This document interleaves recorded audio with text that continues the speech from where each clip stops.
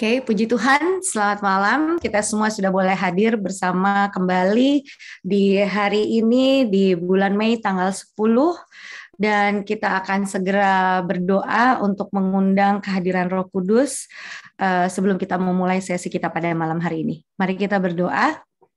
Allah Bapa yang Maha Pengasih, puji dan syukur, terima kasih kembali Engkau memberikan kami waktu untuk kami dapat bersama-sama hadir melalui teknologi yang Engkau sediakan, yaitu Zoom, dan di mana kami tidak sanggup untuk mengatur waktu kami ya Tuhan. Kalau bukan Engkau sendiri yang mengetuk pintu hati kami, Engkau sendirilah yang berbicara kepada kami, sehingga kami boleh berada di Zoom pada malam hari ini.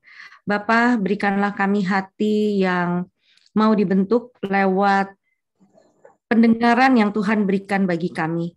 Karena kami yakin dan percaya lewat telinga kami, maka kami juga dapat mendengar akan firman-Mu, sehingga kerinduan kami, segala kehidupan kami, boleh kiranya diubahkan seturut dengan kehendak-Mu.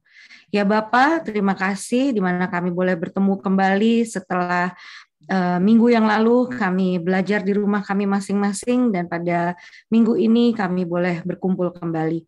Dan Tuhan Yesus, Engkau juga yang boleh kiranya selalu berada bersama dengan Irene ya Tuhan, dengan segala materi yang sudah Dia siapkan.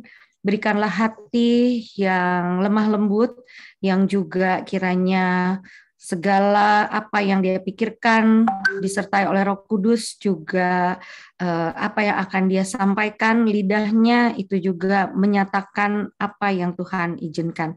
Dan Tuhan juga yang boleh membantu Natalia di dalam mentranslate, biarlah kiranya dia juga diberikan hikmat-Mu, sehingga apa yang dia sampaikan dapat kami mengerti dan kami merasa lebih dekat lagi kepadamu. Dan kami semua yang hadir pada malam hari ini, dengan segala hal yang sudah terjadi di 2 minggu yang lalu ya Tuhan, sampai hari ini segala sukacita, duka cita, kekecewaan, kebahagiaan, kiranya kami boleh semakin dekat kepadamu, dan biarlah kami boleh selalu menjadi saluran berkat bagi satu dengan yang lain. Terima kasih ya Bapak, begitu juga untuk Teresa yang akan membacakan firman-Mu. Biarlah kiranya Tuhan juga yang boleh menjamah dia, berikanlah dia juga hikmat daripadamu. Dan untuk orang-orang yang sudah kami undang, kami doakan biarlah kiranya Roh Kudus juga yang akan mengetuk pintu hati mereka, dan mereka juga boleh merespons ajakan daripada Roh Kudus untuk bergabung bersama pada malam hari ini. Terima kasih ya Bapak, kami serahkan seluruhnya sesi Bible Study kami malam hari ini. Di dalam nama anak-Mu Tuhan Yesus Kristus, kami boleh berdoa dan mengucap syukur. Amin. Well, Irene, hari ini adalah pertemuan dengan masih topik yang tema besarnya adalah what to do with doubt. Dan pada malam hari ini topiknya adalah doubting God's word.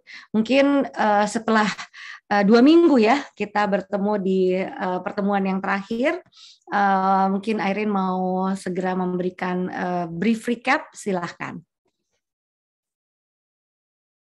Good evening, everyone. It's good to be back with you again after missing 1 week. Selamat malam semuanya. Saya sangat senang bisa berjumpa dengan Anda semua setelah kita melewati 1 minggu tidak bersama. I hope that you had a good vacation celebrating the Idul Fitri. Saya berharap Anda menikmati liburan Anda dalam merayakan Hari Raya Idul Fitri. And tonight's session in regards to what to do with doubt, it will be our last series. Dan untuk malam hari ini dengan tema kita yaitu apa yang harus dilakukan dengan keraguan dan merupakan judul yang terakhir. This is actually our 5th session of the series. Ini adalah sesi kelima dari seri kita. The first session we talked about what is doubt all about. Sesi pertama kita belajar tentang apakah keraguan itu. And then we also talked about how we doubt the existence of God, even personally in our lives. Yang kedua kita membahas tentang kita meragukan keberadaan Tuhan, terutama dalam kehidupan kita. We also talked about how we doubt God's love for each one of us. Dan kita juga membahas tentang kita meragukan kasih Tuhan kepada setiap kita. And then the last session that we had was how to do with doubting God's care in our life. Dan yang terakhir sebelumnya adalah ketika kita meragukan penjagaan Tuhan dalam kehidupan kita. And tonight we are going to talk about the danger of doubting God's word. Dan malam hari ini kita akan membahas tentang bahayanya meragukan firman Tuhan. I personally believe that this is the most dangerous part about doubt.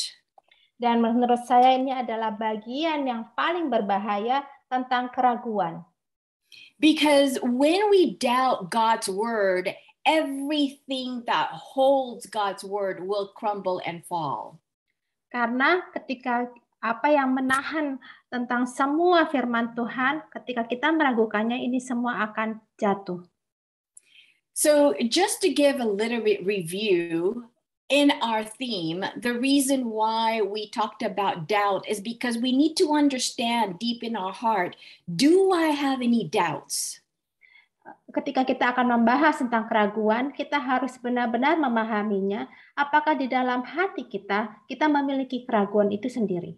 Because doubt is uncertainty about truth that we know. Karena keraguan adalah ketidakpastian tentang kebenaran yang telah kita ketahui. Doubt also may be a lack of confidence in someone that we should not have doubt for. Dan keraguan itu juga kita artinya memiliki kekurangan kepercayaan terhadap seseorang di mana seharusnya kita tidak pernah meragukannya. Because the one person that we should never have any doubt is God. Karena satu-satunya di mana kita tidak boleh memiliki keraguan adalah tentang Tuhan. But yet this doubt can come into us like a virus. Tetapi keraguan ini bisa datang ke dalam kehidupan kita layaknya sebuah virus. We are unaware of its existence within us. Kita tidak menyadari keberadaan keraguan ini di dalam diri kita. And because we are unaware of it, we don't realize it's attacking us within. Karena kita tidak menyadarinya, bahkan kita tidak menyadari juga ketika keraguan itu menyerang kita. See, unless we take care of doubt, it works deep within like a disease that can destroy everything within us. Karena kalau kita tidak bisa menjaga diri kita dari keraguan, keraguan ini bisa bekerja amat sangat dalam layaknya suatu penyakit. And just like what we were discussing, there are different degrees of doubts. Seperti yang sudah kita bahas sebelumnya, ada berbagai tingkatan dalam hal keraguan. But I believe that what we're going to talk about tonight is probably the most dangerous part about doubt. Tetapi apa yang akan kita pelajari malam hari ini adalah bagian yang paling berbahaya dari keraguan. Let us pray one more time so that the Lord can use me and Natalia to be able to share His word. Mari kita berdoa sekali lagi supaya kuasa Tuhanlah yang bekerja melalui Irene dan juga saya. Father in heaven, we ask for a special outpouring of the Holy Spirit. Bapa yang di surga, kami memohon curahan Roh Kudus-Mu yang khusus pada malam hari ini. Because tonight's topic is the most successful weapon that the devil uses against us. Karena apa yang akan kita bahas malam hari ini adalah senjata yang paling ampuh yang selalu digunakan setan untuk melawan kita. But Father, you are much more powerful in what the devil can do to us. Tetapi kami percaya Yesus jauh lebih berkuasa dari apa yang bisa dilakukan iblis terhadap kami. Therefore, we ask a special help from you to anoint my lips and Natalia's lips. Oleh karena itu, kami memerlukan bantuan khusus agar Tuhan mengurapi bibir Irene dan juga hamba-Mu. And touch each of our hearts so that we'll be transformed by your word. Tolong sentuhlah setiap hati orang-orang yang mendengarkan agar kami semua dapat diubahkan. In Jesus' name we pray. Dalam nama Yesus kami berdoa. Amen. Amin. So from the beginning of the connection that Satan entered into this world, Dari mulanya ketika setan memasuki dunia ini, his most successful weapon is doubting God's word. senjata setan yang paling ampuh adalah untuk meragukan firman Tuhan. In Genesis chapter 3, verse 1, let us go ahead and read that. Mari kita buka Alkitab kita dalam Kejadian 3 ayat yang pertama.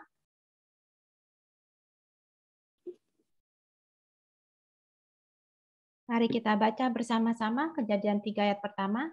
Silakan.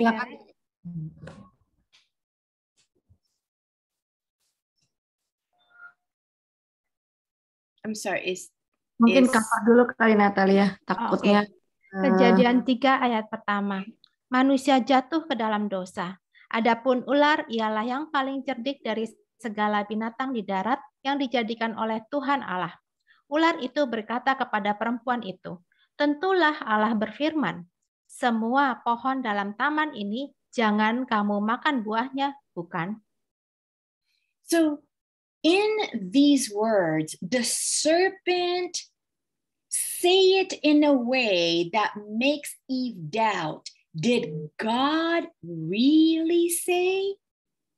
Dari perkataan di dalam firman Tuhan ini disebutkan bahwa ular ini berkata kepada Hawa, bukankah Allah berfirman? In these words, what the serpent was trying to insinuate is God really serious about what he said? Maksud iblis adalah, apakah Tuhan benar-benar mengatakan hal itu? And we have to understand this. Now, doubt in our mind is something that is common. Kita harus memahami bahwa keraguan di dalam pikiran itu tuh seperti suatu komentar. Because there has been so much deception, so much lies that we see with our own eyes, that we hear with our own ears, that sometimes we don't even know what the truth is. Karena ada begitu banyak penipuan dan kebohongan yang kita lihat dengan mata kita sendiri dan kita dengar dengan telinga kita sendiri, sehingga kita tidak tahu mana yang benar dan yang tidak. But in Eve's case, there has never been any type of deception. Tetapi dalam kasus Hawa, tidak pernah ada kebohongan atau penipuan sebelumnya. So if I can only imagine these were strange words that were said to her, did God really say?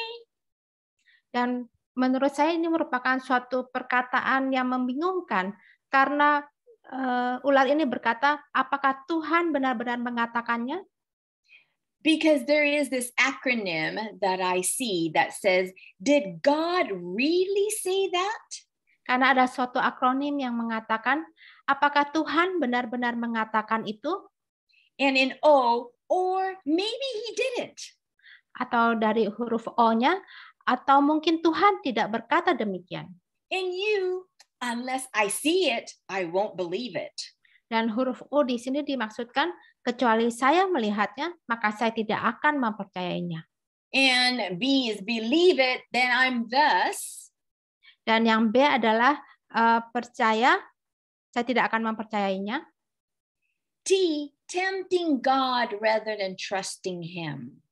Jadi yang T maksudnya adalah, jadi saya menggoda Tuhan daripada mempercayainya. See, because God is a God of truth, karena Allah adalah Allah yang benar, there is no lie within Him. Tidak ada kebohongan di dalam dirinya. Therefore, because the devil is the father of lies, karena iblis adalah bapa segala pendusta, he uses God's word by twisting it and make us doubt whether or not God really says it. Jadi iblis akan memutarbalikkan firman Tuhan dan membuat kita bertanya-tanya apakah benar Tuhan mengatakannya. not only did he make Eve doubt whether or not God was serious about his word, bukan hanya dia membuat Hawa bingung dengan perkataan Tuhan, apakah Tuhan serius dengan perkataannya, but another trick that the serpent did, tetapi ada trik yang dilakukan ular tersebut kepada Hawa, is make Eve think, is God really severe in what he said he was going to do? Membuat Hawa bertanya apakah benar Tuhan benar-benar dengan perkataan atau firman-Nya? Did God really mean what he said? Apakah Tuhan benar-benar bermaksud dengan apa yang dikatakannya? Because in Desire of Ages, page 118, paragraph 3 says, Satan sought to instill into the mind of Eve, karena di dalam buku Kerinduan Segala Zaman, halaman 118 ayatnya 3, Setan berusaha untuk menanamkan ke dalam pikiran Hawa the thought that God would not do as he had said. Pemikiran bahwa Tuhan tidak akan melakukan apa yang Dia katakan. Because God says, when you eat of the fruit, you shall surely die. Karena Tuhan berfirman, ketika engkau memakan buah itu, maka engkau akan mati. But then Satan create this doubt in Eve's mind, thinking, is he really going to kill me just because I'm going to eat this fruit?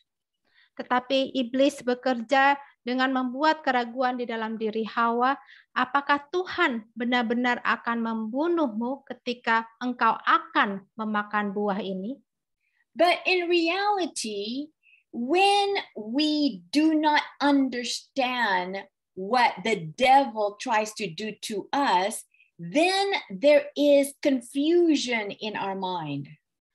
Tetapi dalam kenyataannya, ketika kita bingung dengan segala penipuan dari iblis, muncullah suatu kebingungan di dalam diri kita. Because it continues says that the withholding of such beautiful fruit was a contradiction of his love, which is God's love, and compassion for man. Karena dengan memegang buah yang indah itu merupakan suatu kontradiksi kasih dan belas kasihannya kepada manusia. Another word, when Eve looked at it, she said to herself, this fruit is so beautiful. It looks good to the eyes, and I'm sure it tastes very good too. Dan ketika Hawa memegang buah itu, dia berpikir bahwa buah ini sangat indah bagi matanya, dan sepertinya rasanya enak untuk dimakan. So if God created this beautiful fruit, why is it when I'm going to eat it, I will surely die? Dan Hawa berpikir, ketika buah yang sangat indah ini diciptakan, mengapa saya akan mati jika saya memakannya? Because it seems to contradict of God's character of love and compassion. Karena sangat berlawanan dengan kasih dan belas kasihan Allah. I mean, eating the fruit is not like I'm killing somebody or I'm telling a lie or I am hurting somebody physically. Karena dengan memakan buah ini bukan berarti saya membunuh seseorang atau berbohong atau menyakiti orang lain. It's just eating the fruit. Ini hanyalah memakan sebuah buah. This is how the devil works in our mind. Inilah cara bekerja iblis di dalam pikiran kita. He makes us doubt God's word. Iblis selalu membuat kita meragukan firman Tuhan. And according to Patriarchs and Prophets, page 54, paragraph 3, it says, seperti yang disebutkan dalam buku Para Nabi dan Bapa, halaman 54 ayatnya 3 disebutkan, such has been Satan's work from the days of Adam to the present, right now, today. Begitulah setan bekerja sejak dari hari-hari zaman Adam hingga saat ini. And he has pursued it with great success. Dan dia telah mengerjakannya dengan kesuksesan yang besar. His greatest success is for you and me to doubt God's word. Kesuksesan besar iblis adalah membuat Anda dan saya meragukan firman Tuhan. He tempts you and me to distrust God's love and to doubt his wisdom. Dia menggoda Anda dan saya untuk tidak mempercayai kasih Tuhan dan meragukan kebijaksanaannya. And see, this is most successful to us nowadays. Dan ini merupakan salah satu yang paling sukses pada zaman ini. Because in reality, God's word is the only connection we have that can connect us to God. Karena hanya dengan firman Tuhanlah merupakan satu-satunya jalan atau koneksi supaya kita dapat berhubungan dengan Tuhan. I don't know about you, but I personally have not seen God with my own eyes. Saya tidak tahu dengan Anda, tetapi saya pribadi belum pernah melihat Tuhan dengan mata kepala saya sendiri. I've never seen him in any vision or dreams. Saya belum pernah melihat Tuhan dalam penampakan atau mimpi sekalipun. The only way that I know of God is through his word. Satu-satunya cara saya mengenal Tuhan adalah melalui firman-Nya. Therefore, if the devil is able to allow me to doubt God's word, then what else do I have? Jadi kalau iblis memperbolehkan saya meragukan firman Tuhan, apalagi yang saya miliki? Therefore, doubting now has become so easy to you and me. Oleh karena itu, meragukan firman Tuhan adalah sangat mudah bagi Anda dan saya. Because we have been so exposed to so much deception and lies that sometimes we get confused in our mind.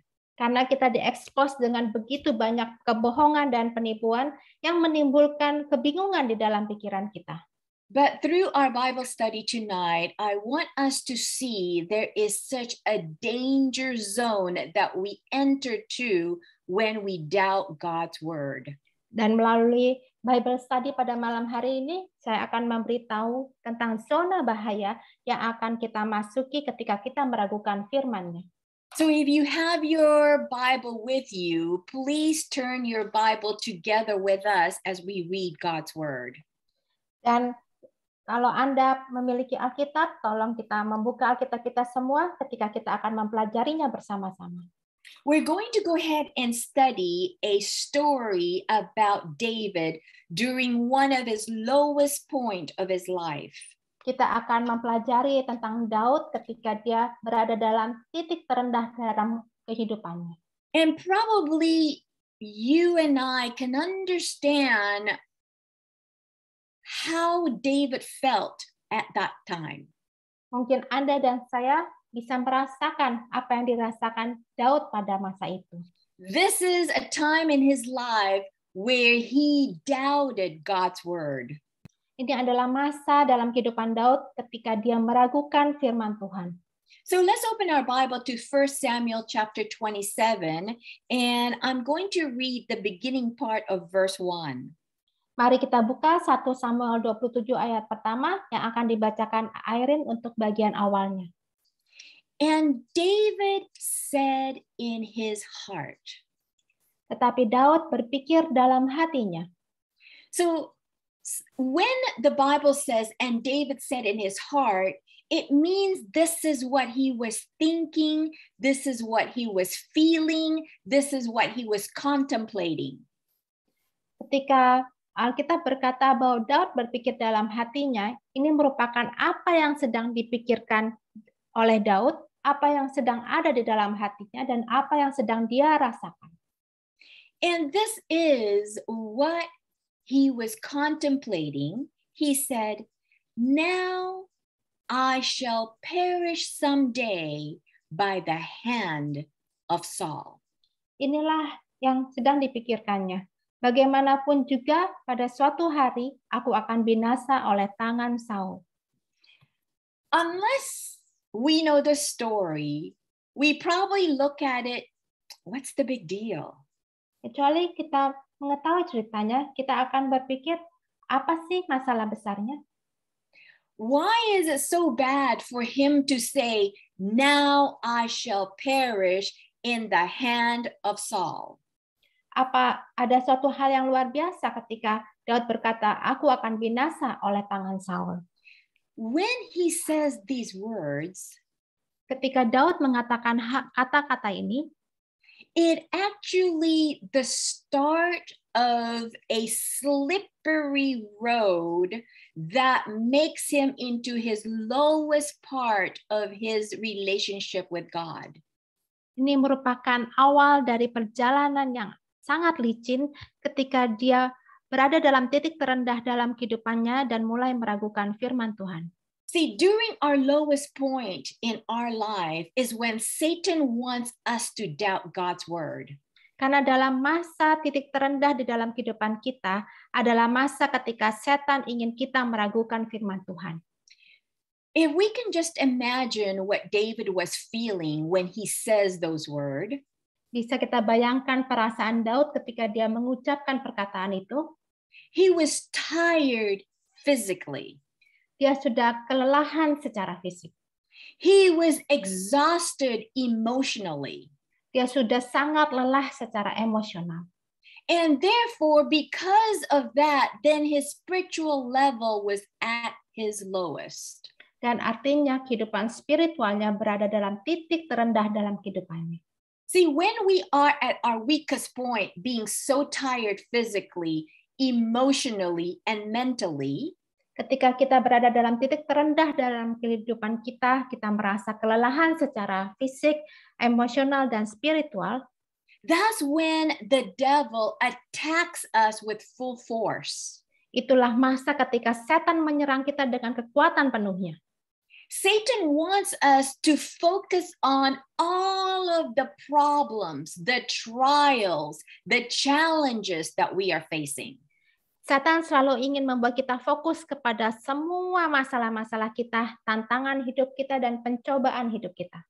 So at this moment, David was hiding in a cave with his men. Dan pada masa ini Daud sedang bersembunyi di dalam sebuah gua bersama dengan pasukannya. And like I said before, he was probably exhausted from running here and there because he was being chased by Saul and his army. Dan seperti yang saya sebutkan bahwa Daud ini sangat kelelahan secara fisik karena dia lari ke sana kemari untuk menghindari dari serangan dari Saul. So as he was exhausted, the devil reminded him, do you remember when you were attacked by the bear and the lion? Dan ketika Daud sangat kelelahan, iblis mengingatkan dia ketika dia diserang oleh beruang dan singa. You know that they wanted to kill you. Tahukah bahwa mereka beruang dan singa ini ingin membunuhmu? Because God thinks that there is no purpose in your life. Karena Tuhan berpikir bahwa tidak ada tujuan di dalam hidupmu.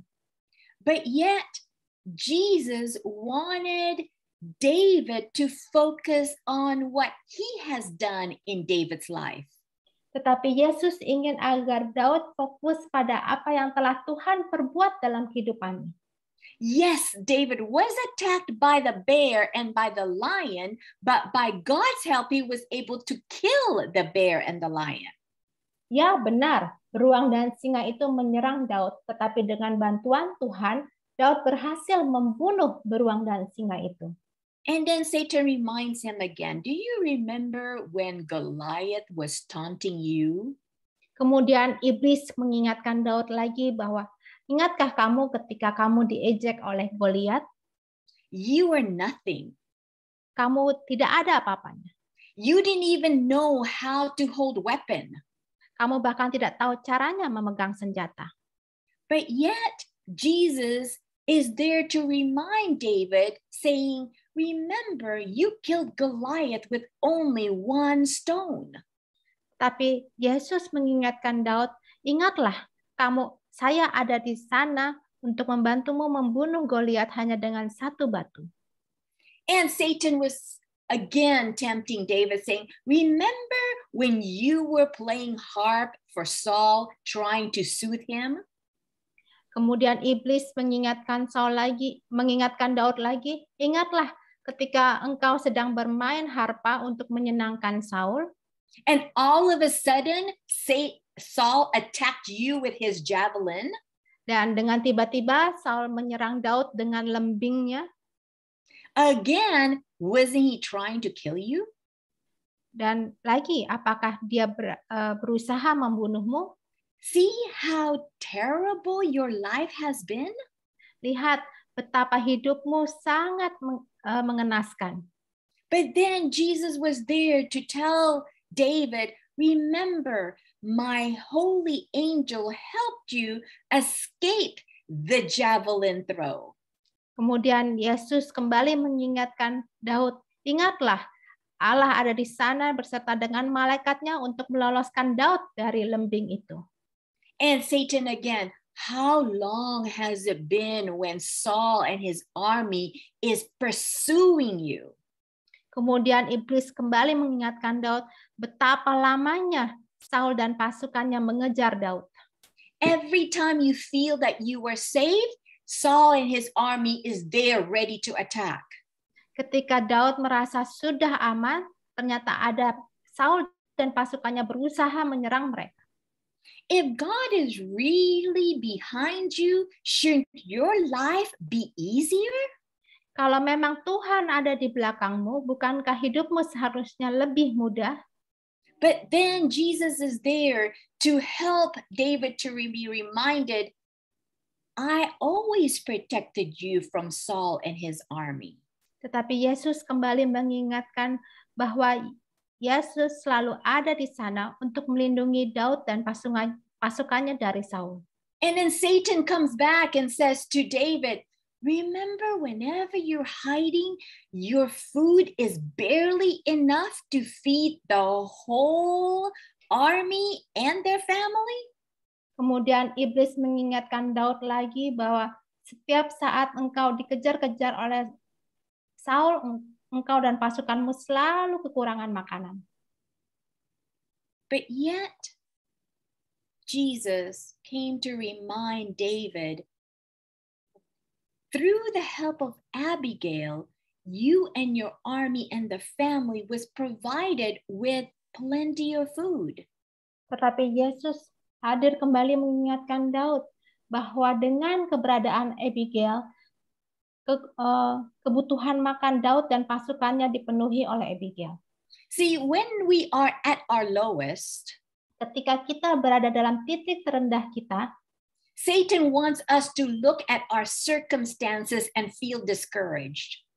Satan ingin agar kita melihat pada kelemahan kita dan membuat kita patah semangat.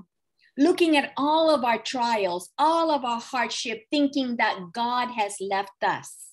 Kita selalu diajak oleh iblis untuk melihat kepada semua masalah dan tantangan hidup kita. But yet, for every trials we went through, God and his loving angels were always there to help us every single time. Tetapi melalui setiap pencobaan yang ada dalam kehidupan kita, Yesus dan malaikatnya selalu hadir untuk membantu kita untuk melewati masa-masa itu. Where is your focus right now? Di manakah fokus Anda saat ini? On all of the trials or on what God has done to deliver you from your trials? Apakah kita fokus pada masalah dan pencobaan kita atau fokus pada pembebasan yang diberikan Allah kepada kita? I love this acronym in regards to fear. Saya suka dengan akronim ini yang berhubungan dengan kata fear atau takut. Whenever we focus on our trials or on our problems, fear comes out in our heart. Ketika kita fokus pada masalah dan juga pergumulan hidup kita, rasa takutlah yang selalu muncul dalam pikiran kita. And fear stands for F, false, E, evidence, A, appearing, R, real. Fear itu disebutkan bahwa bukti palsu yang tampak nyata. That's right. Evidence that are false, that are so accentuated that we thought is actually real. Jadi ketakutan itu merupakan suatu bukti palsu yang tampaknya begitu nyata. Because in reality, when we doubt God, it's always without any evidence. Karena setiap saat ketika kita meragukan Tuhan, itu selalu tanpa ada bukti apapun. Because remember, for every time that the devil reminded David of all his trials, God gave evidence of what he has done through the trials. Karena setiap kali ketika iblis menggoda Daud tentang semua masalah dan tantangan hidupnya, Allah membuktikan betapa Allah selalu hadir dengan segala kebaikan dan mujizatnya. So I want you to understand this and believe this with all your heart. Whenever we doubt God, there is never any evidence that we should doubt him.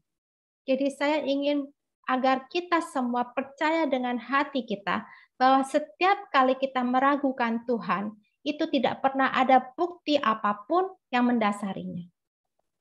Because the way the devil works, karena cara iblis bekerja, when we doubt God's word, he wants us to lose focus.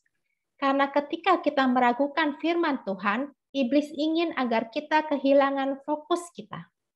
Going back to the story of David, kembali kepada cerita Daud, in 1 Samuel 16 verse 1 and 13, di dalam 1 Samuel 16 ayat pertama dan ke-13. And Natalia or Thera, can you help me read that? Yes, 1 Samuel 16 ayat 1 dan 13. Oke, 1 Samuel 16 ayat 1 dan 13. 1 Samuel 16 ayatnya yang ke-1, berfirmanlah Tuhan kepada Samuel, berapa lama lagi engkau berduka cita karena Saul? Bukankah ia telah kutolak sebagai raja atas Israel? Isilah tabung tandukmu dengan minyak dan pergilah.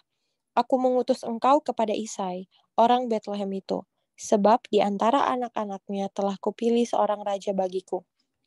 Ayatnya yang ke-13, Samuel mengambil tabung tanduk yang berisi minyak itu dan mengurapi Daud di tengah-tengah saudara-saudaranya. Sejak hari itu dan seterusnya berkuasalah roh Tuhan atas Daud. Lalu berangkatlah Samuel menuju Rama. So just from what we have read, God has a purpose for David's life. Dari apa yang telah kita baca bahwa Tuhan memiliki tujuan di dalam kehidupan Daud. He was put aside to be the king of Israel. Daud telah dikhususkan untuk menjadi raja bangsa Israel. Yes, he went through so many trials before he actually became a king. Ya, memang Daud melewati begitu banyak pencobaan sebelum dia akhirnya diurapi menjadi raja. He was always constantly pursued by Saul and his army. Daud selalu dikejar-kejar oleh Saul dan pasukannya. In fact, Saul tried to kill him several times with his own hand. Bahkan Saul berusaha membunuh Daud berkali-kali dengan tangannya sendiri. And there was even a deep guilt in David's heart when he felt he was the cause of Abiathar the priest murder and every priest that was within his generation.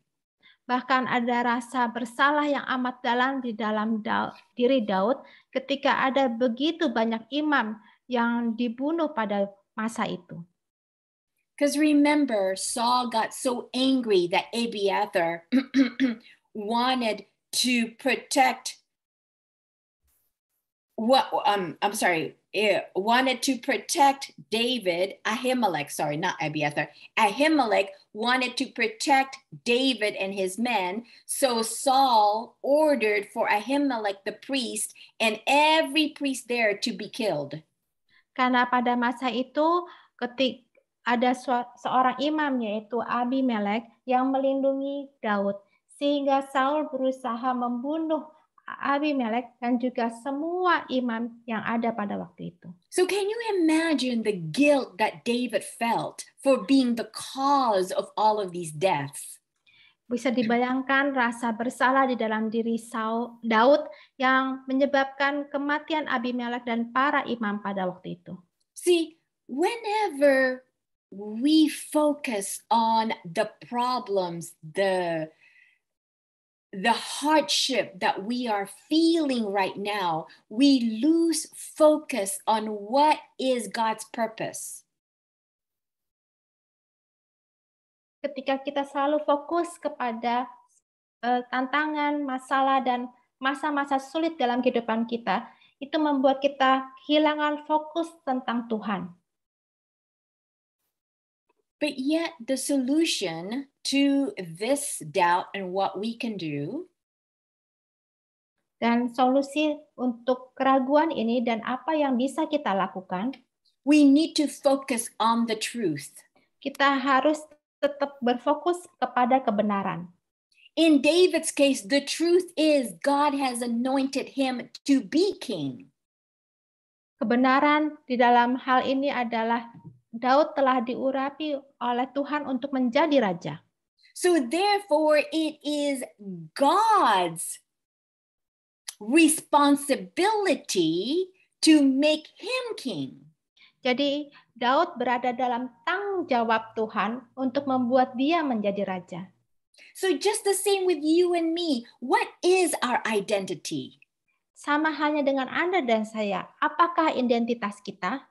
If our identity is that we are a child of God, jika identitas kita adalah anak-anak Tuhan, then no matter what the circumstances that we are facing right now, do we still believe that we are a child of God? Terlepas situasi apa yang sedang kita hadapi saat ini, percayalah bahwa kita ini adalah anak Tuhan.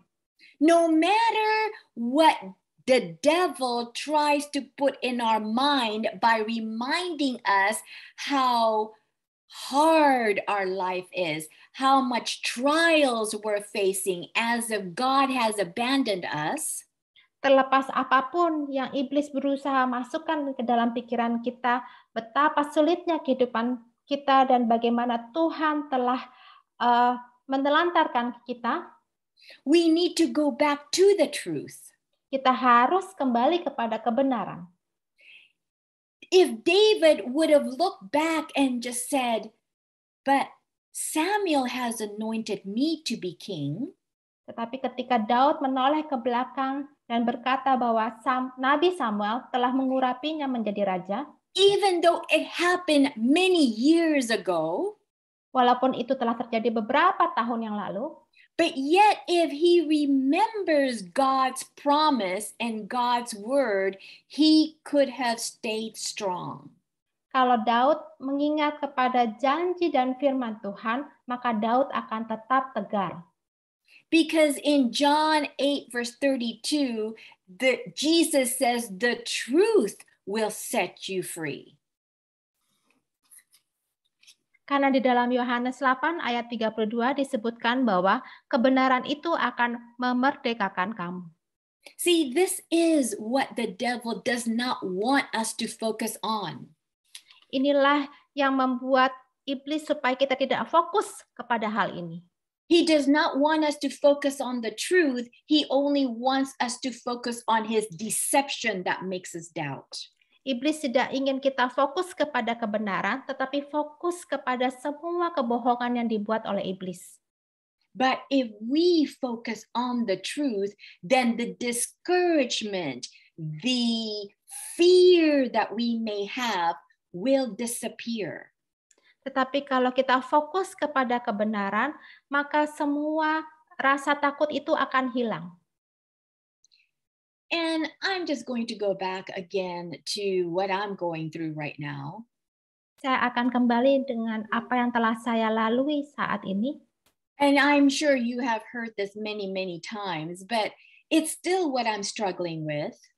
Mungkin Anda sering mendengarnya tetapi hal ini masih sering saya gumulkan.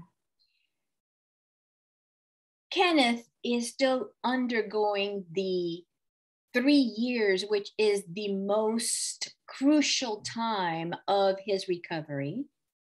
Kenneth tetap harus melakukan pemeriksaan selama 3 tahun ini, yang merupakan masa paling penting dalam masa pemulihannya. Because within this 3 years, if the cancer comes back, then it could create a lot more problem. Karena dalam masa 3 tahun ini, kalau kankernya kembali, itu akan menciptakan masalah yang lebih bahaya lagi. So whenever it is his time for his PET scan or his CAT scan, there is that sense of doubt. Did God really mean what he said when he was going to completely heal Kenneth? Dan ketika Kenneth harus menjalani pemeriksaan PET scan atau CAT scan, saya mulai meragukan apakah Tuhan benar-benar mengatakan bahwa dia akan menyembuhkan Kenneth. This is when the devil comes and shakes the foundation of God's promises by thinking, oh, maybe he doesn't really mean what he said. Inilah saya ketika iblis itu datang dan menggoncangkan semua dasar yang telah saya miliki dengan berkata bahwa mungkin Tuhan tidak bermaksud dengan apa yang dia katakan. Then fear comes. Kemudian muncullah rasa takut itu. Worry comes. Muncullah rasa khawatir. Anxiety and panic attacks come. Muncullah rasa cemas dan rasa panik. But if we go back to the word of God, then the truth of God's word will set me free from my fear, my doubt, my worry, and my anxiety. Tetapi kalau kebenaran itu muncul, kebenaran itu akan membebaskan saya dari rasa takut, rasa cemas, dan rasa panik. God's promises are true. Janji Tuhan adalah benar. Because he is a God who cannot lie, according to Titus 1 verse 2. Karena Allah adalah Allah yang tidak bisa berbohong, sesuai dalam Titus 1 ayat 2.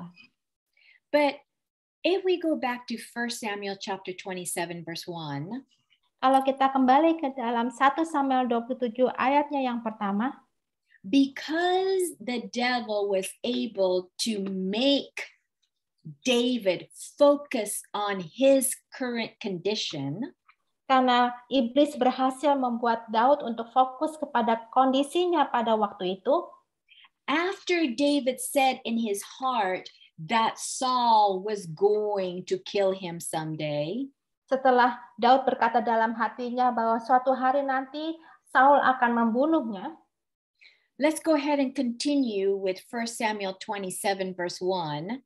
When David said in his heart, mari kita lanjutkan di dalam 1 Samuel 27 ayat pertama setelah Daud berkata dalam hatinya.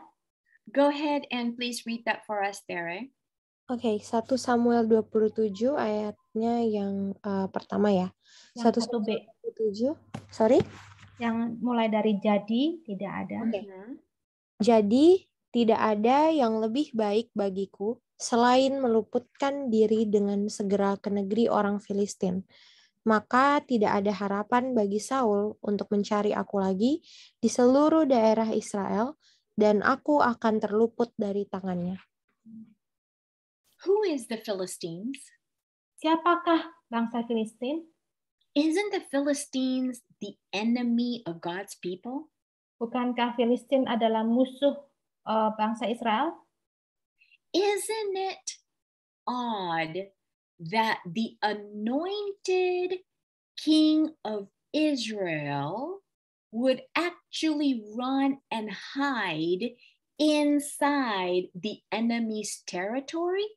Bukankah suatu keanehan raja yang telah diurapi oleh bangsa Israel itu melarikan diri, bersembunyi di tempat musuhnya? If we look at it in perspective, kalau kita melihatnya dengan cara pandang atau perspektif. This is the anointed king of Israel who is anointed by God himself. Ini adalah raja yang telah diurapi oleh Tuhan bagi bangsa Israel. Runs to the protection of God's people's own enemy. Melarikan diri untuk mendapatkan perlindungan dari musuh bangsa Israel sendiri. As if saying, you know what, God, you're not strong enough to keep me protected. I'd rather be in the enemy side. Seakan-akan kita berkata bahwa Tuhan tidak cukup kuat untuk melindungi saya, sehingga saya melarikan diri untuk mendapatkan perlindungan dari musuh. See, so this is the danger number 2 when we doubt God's word. Ini adalah bahaya nomor 2 ketika kita meragukan firman Tuhan. We seek the enemy's protection. Kita mencari perlindungan dari musuh kita. And when we enter into his territory, dan ketika kita masuk ke dalam teritori mereka, it is a scary situation that we allow ourselves to be in. Ini merupakan situasi yang sangat menyeramkan di mana kita mengizinkan diri kita untuk mengalaminya. Can you imagine David feel more safe in enemy's ground and territory than beside God's protection? Bukankah ini, coba dibayangkan ketika Daud merasa lebih aman untuk berada di dalam teritori musuhnya daripada di dalam perlindungan Tuhan. How many of us do the same thing? Siapa di antara kita yang sering melakukan hal yang sama? We escape from our situation, from our trials, from our problems. Kita berusaha melarikan diri dari situasi kita, dari masalah kita dan pergumulan kita. How do we do it? Bagaimana kita melakukannya? Through social media. Melalui sosial media. When we focus and constantly be on Instagram, on Facebook, on TikTok, on YouTube, we are actually within the territory of the enemy trying to escape. Ketika kita secara terus-menerus berusaha berada di dalam Instagram, Facebook, dan TikTok, ini artinya kita berusaha melarikan diri untuk berada di dalam lingkungan musuh kita. Because we just want to divert our thought and our mind to something that will make us escape. Karena kita berusaha mengalihkan pikiran kita, di mana kita seakan-akan sedang melarikan diri. As if this moment of entertainment will help us feel better. Seakan-akan momen dari hiburan ini membuat kita lebih baik. But yet, every time we try to escape and run within the enemy's protection or enemy's territory, it actually backfires to us in a bad way. Dan setiap kali ketika kita mau melarikan diri atau kabur dari masalah-masalah kita, itu sebenarnya sedang menyerang kita, bahkan lebih dalam lagi. So I want to challenge you. Jadi saya ingin menantang Anda. Whenever you are doing something, ketika Anda sedang melakukan sesuatu, for example, when you are scrolling through Instagram, misalnya Anda sedang scrolling di dalam Instagram Anda, when you are watching shows after shows in Netflix or any kind of entertainment platform, ketika Anda sedang melihat dari satu film ke film lainnya di Netflix atau platform yang lain, or when you're constantly in TikTok, atau Anda selalu terus-menerus berada dalam TikTok, or you're constantly watching videos in YouTube, atau Anda terus-menerus menonton video di YouTube, ask yourself this question. Coba tanyakan pertanyaan ini kepada diri Anda. Why am I doing this? Mengapa saya melakukan hal ini? Am I running away from my problems? Apakah saya sedang melarikan diri dari masalah saya? Am I trying to escape from my feeling of loneliness, sadness? Apakah saya sedang melarikan diri dari perasaan sepi sendiri atau kesedihan saya? Am I trying to escape from my fears? Apakah saya sedang berusaha melarikan diri dari rasa takut saya? Am I looking for comfort? Apakah saya sedang mencari suatu kenyamanan?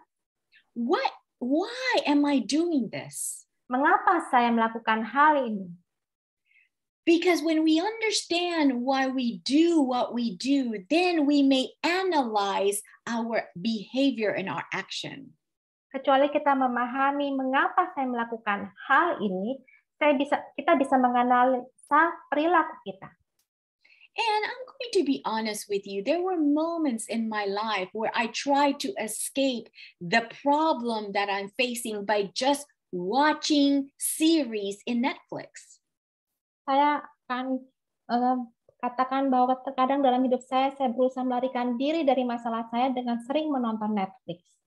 But yeah, I came to realize at the end of the show that fear, worry, anxiety are still there.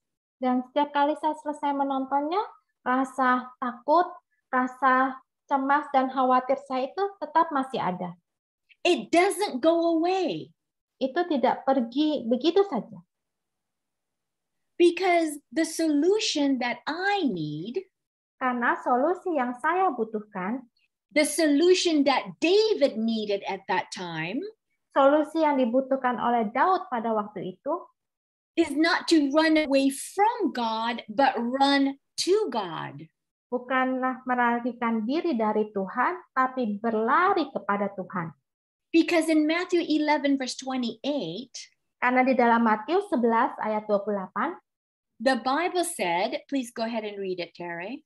Matius 11 ayat 28, marilah kepadaku semua yang letih lesu dan berbeban berat, aku akan memberi kelegaan kepadamu.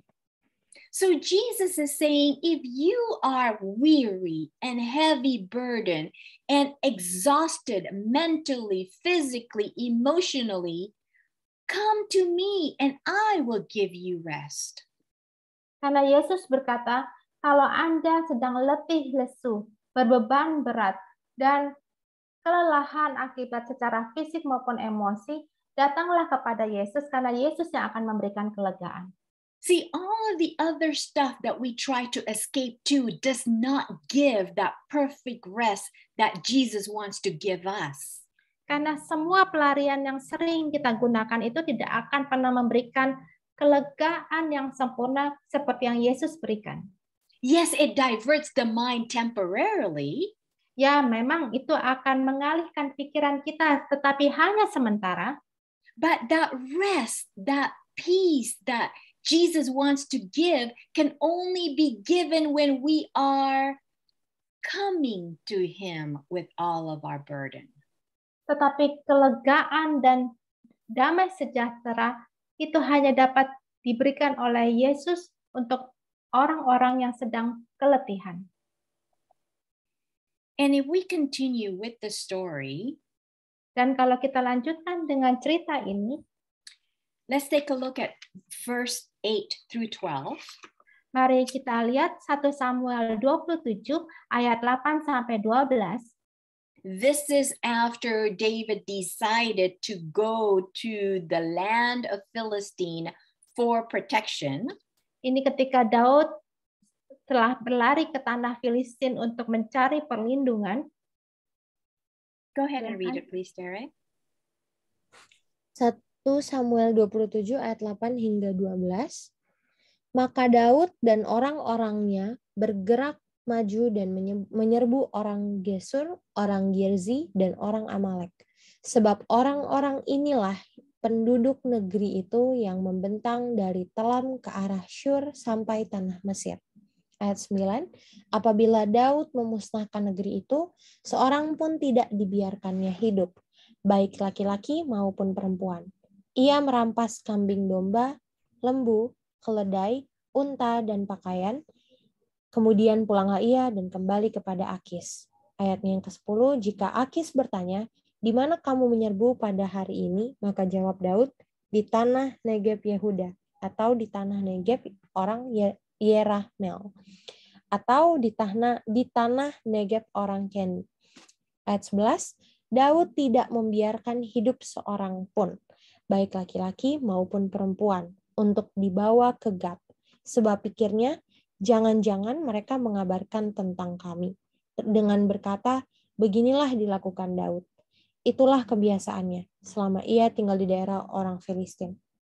Ayat 12, tetapi Akis mempercayai Daud, sebab pikirnya, tentulah ia telah membuat diri dibenci di antara orang Israel, bangsanya.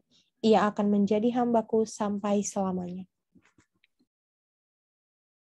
David became a cruel person Daud menjadi orang yang sangat kejam.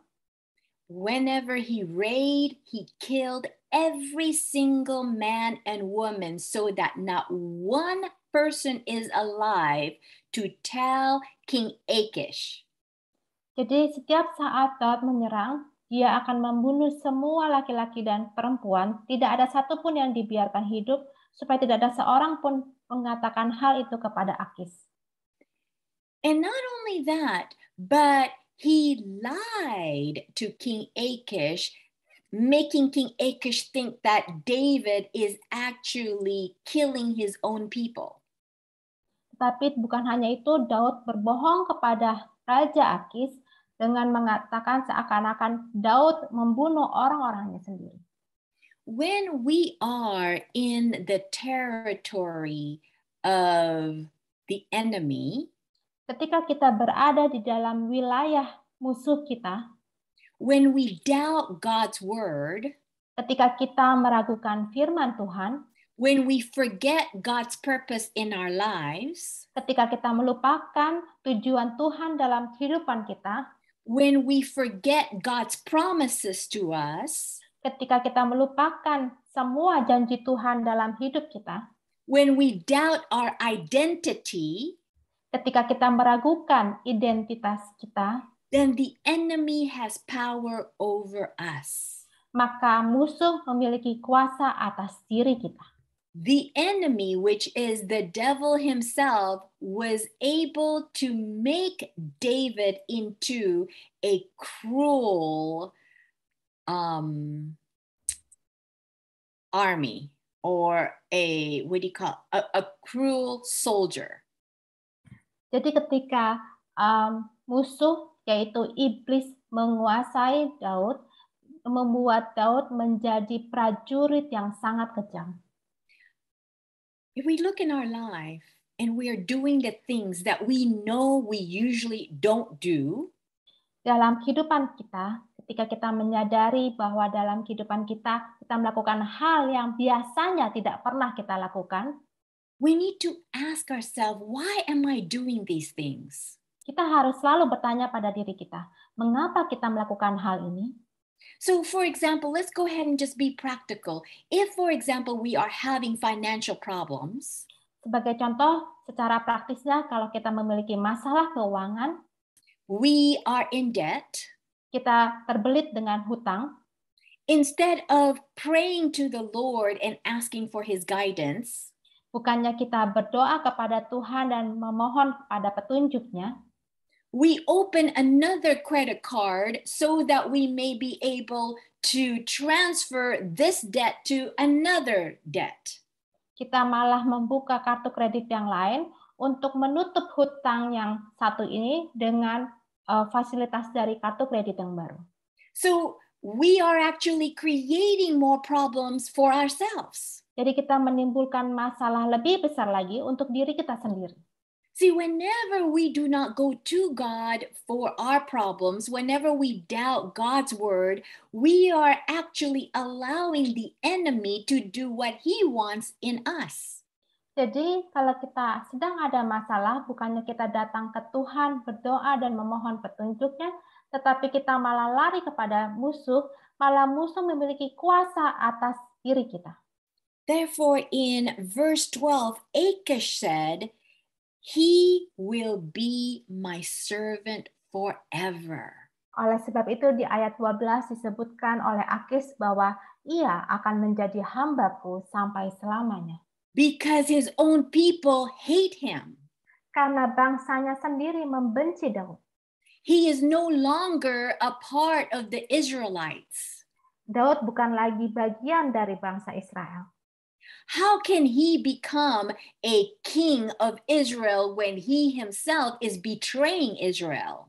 Bagaimana Daud bisa menjadi raja bangsa Israel ketika dia mengkhianati bangsanya sendiri? Has the devil been successful in making you doubt God's word? Apakah iblis sudah berhasil membuat Anda meragukan firman Tuhan? To a point where you feel that you have done so many things wrong that there's really no way you can go back to God? Sampai pada satu titik di mana Anda merasa bahwa Anda sudah melakukan semua hal yang salah di mata Tuhan dan Anda tidak mungkin kembali kepadanya. Because now you realize that the enemy has power over you. Karena Anda saat ini merasa bahwa musuh telah menguasai diri Anda. But no matter how bleak or how dark your circumstances is, Terlepas begitu gelapnya situasi yang sedang Anda miliki saat ini, there is a song that I know you know that says, God is too good to be unkind. ada suatu lirik lagu yang mengatakan bahwa Tuhan terlalu baik untuk tidak baik, Too wise to be mistaken. terlalu bijak untuk salah. And when you cannot trace his hand, Dan jika Anda tidak dapat melacak tangannya, when you feel you are lost in your circumstances, ketika Anda merasa Anda telah hilang dalam situasi Anda, when you can't see what is going to be next in your life, ketika Anda tidak bisa melihat apa yang Anda dapat lakukan di kehidupan Anda berikutnya, when you doubt God's plan in your life, ketika Anda meragukan rencana Tuhan dalam kehidupanmu, the song says you can trust his heart of love. lagu ini berkata, Anda dapat mempercayai hati Tuhan. See, solution number 3, Solusi nomor 3, James 4 verse 7 says, Yakobus 4 ayat 7 mengatakan, silakan Tere. Oke, sebentar. James 4 verse 7.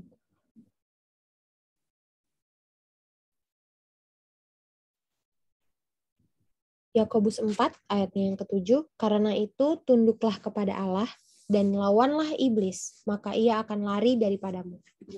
when we submit ourselves to God, Ketika kita menyerahkan diri kita kepada Tuhan, by giving everything in our thoughts and our minds, saying, Lord, I have nowhere to go, only you I will go to. dengan menyerahkan pikiran dan hati kita dengan berkata, Tuhan, saya tidak tahu lagi harus kemana, saya hanya pergi kepada Tuhan.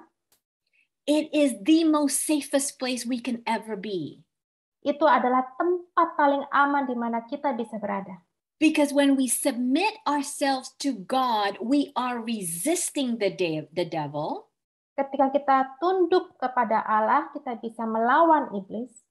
And because the devil is fearful of God, he will flee from us. Karena iblis takut kepada Allah, maka ia akan lari daripada kita. In Isaiah 54 verse 10, a promise has been said to us. Di dalam Yesaya 54 ayat 10, suatu janji telah disebutkan kepada kita. Though the mountains be shaken and the hills be removed, Sebab biarpun gunung-gunung beranjak dan bukit-bukit bergoyang, that means even though your life seems to be out of order and chaotic, ketika kehidupan kita sedang berantakan dan begitu banyak kehancuran, even though it seems like only bad things continue to happen over and over again in our lives, seakan-akan begitu banyak hal-hal buruk yang terus-menerus terjadi dalam kehidupan kita, this is something that we need to remember. Ini adalah sesuatu yang harus selalu kita ingat. Because God says, yet my unfailing love for you will not be shaken. Tetapi kasih setiaku tidak akan beranjak daripadamu. So that means that even though David has left the protection of God and enter into the enemy's protection, Walaupun Daud telah terlepas dari perlindungan Tuhan dan memasuki wilayah musuhnya, but yet God's love for David continues. tetapi kasih Allah kepada Daud terus berlanjut. God has ordained David to be the king of Israel. Tuhan telah mengatur agar Daud tetap menjadi raja bangsa Israel. God has ordained you to be his child. Tuhan telah menetapkan Anda untuk menjadi anaknya. Therefore, God has a way of turning around the circumstances so that his promise and his purpose will come true. Sehingga Tuhan memiliki cara untuk memutarbalikkan situasi buruk yang kita miliki agar janjinya itu menjadi kenyataan dalam kehidupan kita. Therefore, he continues to say that my covenant of peace will not be removed. Dan janji Tuhan bahwa perjanjian damaiku tidak akan bergoyang. See, we constantly focus on God's word. No matter what happened, our peace in our mind will not be shaken. Kalau kita terus berpegang pada firman Tuhan, maka semua damai sejahtera dan pikiran kita akan terus terjaga. This is what God says. Inilah yang disebutkan dalam firman Tuhan. And I love the last part. The Lord who has compassion on you. Dan saya suka dengan bagian paling akhirnya bahwa firman Tuhan yang mengasihani engkau. See, God loves us with an everlasting love. Tuhan mengasihi kita dengan kasih-Nya yang kekal. He is so merciful even though we have failed him so many times. Tuhan penuh dengan belas kasihan-Nya walaupun sering kali kita jauh daripadanya. Therefore, he's always being compassionate even to our failings. Oleh karena itu Tuhan selalu penuh dengan belas kasihan termasuk dengan segala kekurangan kita. If David would have held on to this, jika saja Daud bertahan pada janji ini, then he would never be in a situation where he was compromised with his integrity. Maka Daud tidak akan pernah berada dalam situasi di mana dia berkompromi dengan integritasnya. But yet God in his mercy was able to rescue David from his problems. Tetapi Tuhan dengan kasih karunia-Nya berhasil menyelamatkan Daud dari masalah-masalahnya. And as you and I know, David did become the greatest king of Israel. Seperti yang Anda dan saya ketahui bahwa Daud menjadi raja bangsa Israel yang terbesar. So God is not done with your life yet, and he's not done with my life yet. Jadi Tuhan belum selesai dengan kehidupan Anda dan saya. Therefore, let us trust him with our life. Marilah kita mempercayakan hidup kita kepadanya. Let us not allow our doubts to drown out his word. Jangan biarkan keraguanmu menenggelamkan dunia. Instead, let us allow the word of God to drown out our doubts. Tetapi biarkanlah firman Tuhan yang menenggelamkan keraguan kita. And this is my hope and my prayer for us to experience starting from today. Dan ini menjadi doa dan harapan saya agar kita semua bisa mengalami ini setiap harinya. May God bless you. Tuhan memberkati Anda semua. Amin. Bagaimana mungkin Sister Tuti sudah buka kamera nih. Silakan. Langsung saja.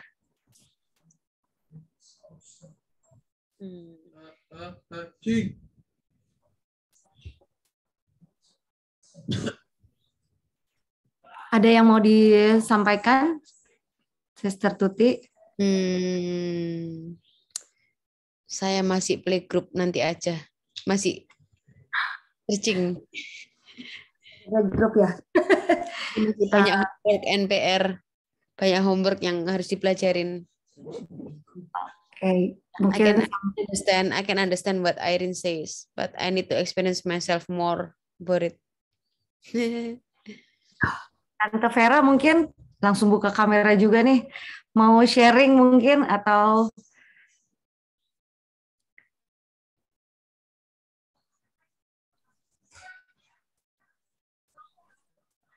Nggak sharing, cuman thank you so much, Irene, for the words. Benar-benar menguatkan. amin. Irene, Daudnya banyak, Mira. Tapi firman Tuhan hari ini benar-benar menguatkan. Thank you so much. Amin. Mungkin ada di antara kita lagi yang lain? Kalau saya pribadi dari tadi sampai agak sakit kepala, Irene. Karena apa ya? Mungkin sambil menunggu teman-teman yang lain ya. I'm just thinking gitu. Kayaknya secara teori kita tahu bahwa kita tidak boleh meragukan Tuhan, gitu ya. Tapi, nah ini dia nih, tapi gitu ya. Saya percaya apa yang Tuhan izinkan terjadi itu adalah yang terbaik. Segala kesulitan itu untuk membuat kita lebih dekat. Maksudnya secara apa ya? Teori pokoknya udah tahu gitu. Nah, pertanyaan saya, apakah doubt itu bukan hanya kayak apa namanya? Sebenarnya kalau kita ingat peristiwa kita satu aja yang sudah lewat ya. Kayaknya kita memang benar-benar seperti yang tadi Irene sharing ya, ada quotes ya. Kayaknya kita tuh nggak berhak atau tidak seharusnya kita meragukan Tuhan. Itu kita nggak punya space lagi di dalam hidup kita, di dalam pikiran kita untuk kita doubt God. Tapi Irene, apakah dengan kita menjalankan satu kehidupan yang tidak taat itu adalah satu keraguan kita juga? Karena dari tadi saya dengar kenapa saya pusing antara ini dengan apa ya, kayak berantem gitu ya. Kayaknya kita tahu nih, iya gitu, kayak tahu nggak boleh ini, tapi terus terang saat ini tadi saya ngobrol sama mamanya Tere gitu. Aduh, I have a mixed kind of feelings sebenarnya gitu. Gimana ya Irene gitu? Apakah itu doubting God juga? Karena kan nggak boleh ya. Tadi udah dibilang, bukan hanya nggak boleh, berarti kita giving space untuk setan gitu kan. Pada saat kita melakukan ketidaktaatan kita, ya padahal kita kalau ditanya nggak pernah ragu, enggak, saya yakin gitu. Tapi kok day to day saya lihat sambil dengar, saya melihat diri saya sendiri kok kayak, loh Tuhan suruh ke sini kok saya malah ke sana gitu. Pas kejadian kayak kiamat ya, Mem. Iya, jadi saya nanti mau nangis, iya, terharu, iya, bingung, iya, gitu ya. Ya itu sih Irene, maksudnya mungkin kita nggak say it, tapi kok kayaknya the way we live it itu bertolak belakang ya. Mungkin orang lihatnya, oh iya Miranda ada di Bible study ini, tapi to be honest, beberapa bulan ini kayak apa ya? Ya, I don't know Irene.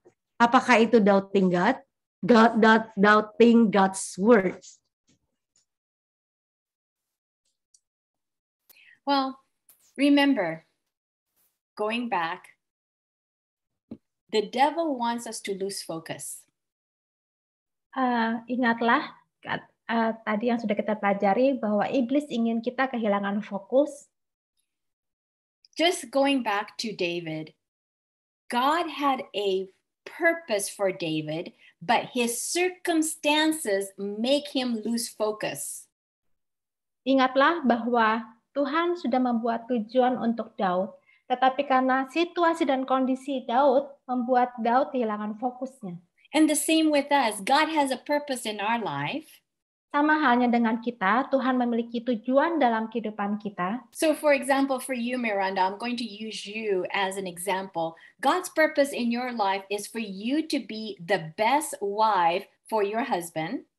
Contohnya Miranda, bahwa Tuhan memiliki tujuan agar Miranda menjadi istri terbaik bagi suami Anda, for you to be the best mother for your 3 daughters, untuk menjadi ibu terbaik bagi 3 putri Anda, for you to be a great host for all of these Bible studies, untuk menjadikan Anda sebagai host yang terbaik untuk semua Bible study, for you to be a prayer warrior for all these people who are requesting for prayer, agar Anda menjadi penjuang doa untuk semua orang yang minta didoakan, for you to encourage others who are going through so much hardship in their life, agar Anda menjadi orang yang menguatkan orang-orang yang memiliki masalah dalam kehidupannya. But this is your purpose, and the devil is trying to make you lose that focus by making us being busy with other things that is not within this focus. Tetapi iblis berusaha membuat kita kehilangan fokus Miranda dengan membuat Anda sibuk dengan hal-hal yang seharusnya tidak menjadi fokus Anda. How does he do it? Bagaimana iblis melakukannya? But like you said, going in the other direction.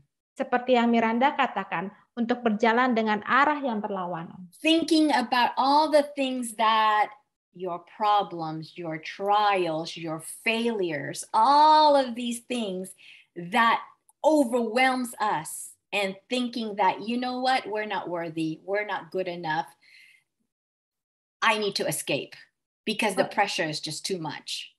Membuat Miranda memikirkan segala masalah ke dalam kehidupannya, tantangannya, dan juga seakan-akan membuat kita ini tidak layak, kita ini tidak cukup baik, dan sebagainya. You know, when I was reading Jesus' temptation in the wilderness, ketika saya sedang membaca tentang pencobaan Yesus di gurun pasir, Satan's word to Jesus, if thou be the Son of God. Perkataan iblis kepada Yesus adalah, jika Anda adalah anak Allah. So the question is, if God is really good, then why are you in this situation right now? Jika memang Yesus adalah anak Allah, mengapa kita sedang berada dalam situasi kita saat ini?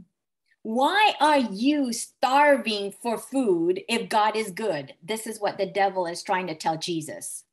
Mengapa Anda masih kelaparan ketika Anda memang anak Allah? Itulah yang dikatakan iblis kepada Yesus. Why are you in the wilderness with nobody helping you if God is good? Mengapa Anda sendirian di gurun pasir ini dan tidak ada yang membantu jika Anda orang baik? In fact, because Jesus had been fasting for 40 days, his physical appearance looks like a starving person, that he looks completely different than he used to look before. Karena Yesus telah berpuasa selama 40 hari, sehingga penampakan Yesus itu benar-benar seperti orang yang sangat kelaparan dan berbeda dengan penampilan sebelumnya. In another word, the devil is trying to say to him, look at yourself in the mirror. Look how horrible you look. You think God is still with you? Seakan-akan iblis berkata kepada Yesus, lihatlah dirimu di cermin, betapa Anda sangat menyeramkan. Apakah Anda anak Tuhan? These are the tactic that the devil uses against us. Ini adalah taktik yang digunakan iblis untuk melawan kita. But yet Jesus' answer is, it is written. Tetapi Yesus selalu menjawab, semua tertulis, ada tertulis. The same with us. Whenever we are attacked, we need to go back to say, what is written for us? Jadi setiap saat kita diserang oleh iblis, sama seperti Yesus, kita harus selalu berkata, sama ada tertulis di Alkitab. God said, the devil says, you're a sinner. And we go back to the word, it is written, when we confess our sin, he is faithful and just to forgive us of our sin and cleanse us from all unrighteousness. Jadi kalau iblis berkata bahwa Anda adalah seorang pendosa, maka kita akan membalasnya di dalam 1 Yohanes 1 ayat 9. I hope that helps to answer your question, Miranda. Semoga ini bisa menjawab pertanyaan Anda, Miranda. Ya, jadi memang fokus ya. Makanya salah fokus jadinya. Jadi jalannya berbeda. Ya, mungkin apa ya? Ya, ini udah buka kamera juga. Ma'am Sisil, Ya, silakan. mau sharing ya, siapa tahu menguatkan. Jadi kalau saya itu orang yang apa ya, kalau bisa tuh punya plan itu nggak cuma B, bisa B, C, D gitu kan. Tiba-tiba dihadapkan yang nggak punya plan. Itu benar-benar untuk saya itu sengsara rasanya. Karena kayak kok bisa ya gitu loh. Jadi kalau ada plan kan masih ada yang mau dikerjakan nih, nggak nganggur gitu. Tapi kayak tadi Irene bilang kan, saya bisa mungkin saya melukis, tapi setelah melukis itu kayak habis nonton Netflix, habis melukis selesai kayak blok balik ke kenyataan gitu, yang oh iya cuma tinggal saya sama Steven ya, oh gitu. Aduh sedih banget rasanya. Jadi kayak apa ya, escape kalau kayak gitu tuh lebih menyakitkan ya Irene. Mending kaki on the ground daripada sebentar di atas terus begitu sampai bawah itu rasanya keras banget ya ini gitu lantai gitu. Lalu saya kan ngomong tuh sama Rick, gimana ya gini ya, saya struggle ngomong, tapi saya nggak, maksudnya gini, kalau saya ngomong jujur bener, kasihan juga ya dia harusnya yang dikuatkan, jadi saya yang mengeluh kesah ke sana, jadi kan dia nanti tambah gimana gitu. Tapi kalau nggak ngomong sama dia, ngomong sama siapa? Jadi akhirnya kalau nggak kuat saya ngomong. Jadi dia cuma bilang gini, coba lihat ke belakang, Tuhan gimana? Dia bilang suatu hari dia minta saya carikan puisi ya. Puisi, ini saya sharing di sini. Bagus banget. Jadi kayak gitu. Cantik banget. Jadi ya juga sih ya, saya lihat kalau sejarah itu Tuhan nggak pernah ninggalin gitu, sekayak gimananya dulu gitu. Jadi memang kita pasti semua kan punya pengalaman rohani. Cuma kita biasanya lupakan kalau sudah ada masalah. Jadi itu bisa jadi modal walaupun nanti versinya beda ya. Nggak kayak gitu lagi, tapi mungkin Tuhan akan menolong dengan cara yang berbeda. Dan itu sangat kaya, sangat rich. Jadi contoh, saya nggak mudah percaya sama orang. Jadi kayak maksudnya nggak mungkin ada asap tanpa api gitu. Jadi nggak mungkin orang nolong tanpa ada something behind gitu kan. Ternyata waktu saya kayak gini tuh, saya tuh ketemu sama orang yang tiba-tiba out of nowhere, saya dikasih sesuatu yang, oke lah, siapa tahu kebetulannya cuma sekali dan itu berkali-kali. Dan saya harus Oke, saya I understand. Kayak gitu. Jadi memang waktu Tuhan nolong itu kayak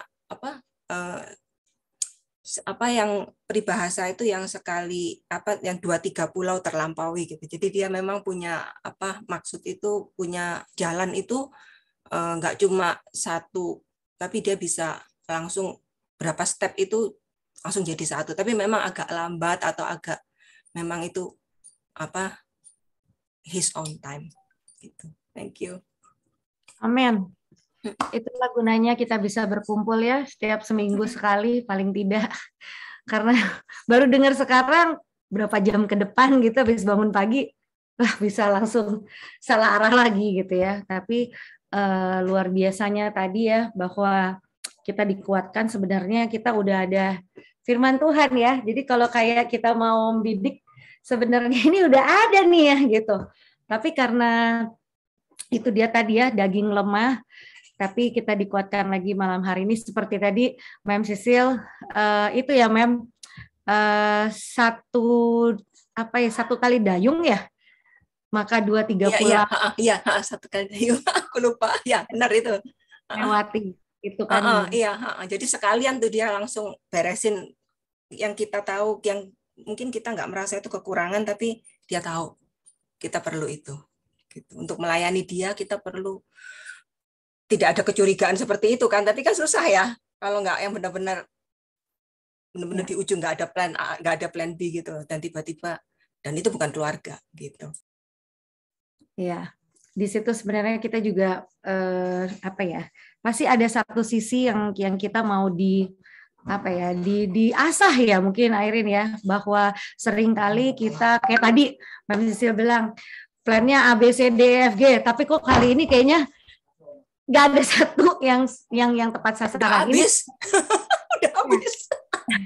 Sebenarnya ini saya jadi ingat, tapi nggak tahu orangnya ada nggak ya. Teresa, mamamu ikutan dengerin nggak? Ini juga kalau misalnya ini udah jam 10:09. Nah, Tita, saya ingat nih dia baru-baru ini juga ya, Airin, dia juga sharing sampai saya juga kepikiran gitu ya. Iya benar juga ya, sebagai orang, apalagi kita kerja ya Airin, kan biasanya target apa pokoknya action plan, pokoknya di review dan lain-lain. Tapi ada satu saat yang mungkin Tita bisa share, kayaknya semuanya nggak ada yang terpenuhi gitu ya. Tapi nah gimana, coba dengar dari Tita mengenai doubts juga mungkin, atau bagaimana? Silakan Tak. Thank you. I know it's already late, but I'm trying to make it compact. So yeah, sebagai seorang ibu tunggal dari anak saya masih di dalam kandungan, jadi saya sudah punya plan bahwa dari dia masih dalam kandungan itu saya sudah bikin plan dari A sampai Z, make sure bahwa saya bisa memprotek diri saya dan juga anak saya. Jadi saat itu saya memang I'm still count on to myself. Jadi saya masih mengandalkan diri saya sendiri saat itu. Jadi saya merasa bahwa sebagai seorang yang bekerja dan biasa membuat plan seperti di perusahaan, jadi saya make sure itu sudah harus terplankan. Ternyata plan yang sudah saya siapkan dari zero hingga saat ini means nothing. Sama Tuhan di scrap semuanya. And then at the end saya menyadari bahwa apa yang sudah saya plankan means nothing.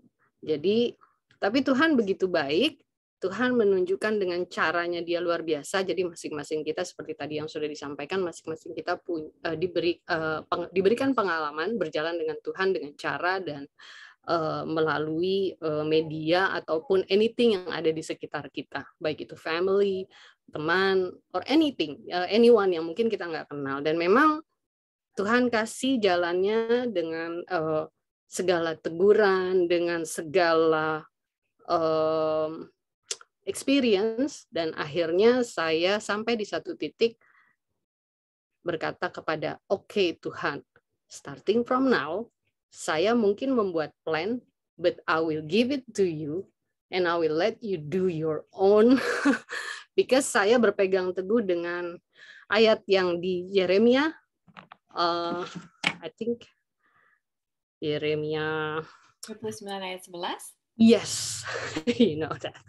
So I do believe Tuhan punya plan yang luar biasa for each one of us, including my daughter. So I will not make. Of course, I have my own keinginan, but again, I will leave it to Him, leave it to God. Saya serahkan semuanya ke Dia, even the smallest thing. Jadi sampai sekarang kayak sampai anak saya pun, karena saya punya anak yang buat saya setiap orang tua punya anak yang very very very special. And then karena dia dengan segala pergumulannya, tapi saya melihat Tuhan memang kalau kita memang tadi once we lost our way, sometimes it's very difficult for us to come back. But of course, if we try to come back with our own strength, definitely tidak akan bisa. Jadi always try to, I know it's hard, karena saya pernah di posisi Miranda karena Miranda juga lagi dalam, istilahnya kalau Indonesia bilang galau atau nggak jelas. Jadi saya selalu berusaha untuk, Tuhan tolong, gimana caranya kembalikan saya to your track, itu aja. Dan memang setelah saya pegang teguh apa yang Tuhan janjikan, saya lebih nyaman, baik itu dalam pekerjaan, baik itu dalam mendampingi anak saya, ataupun dalam menjalani hidup ini as a single parents. Itu aja. Thank you. Amen.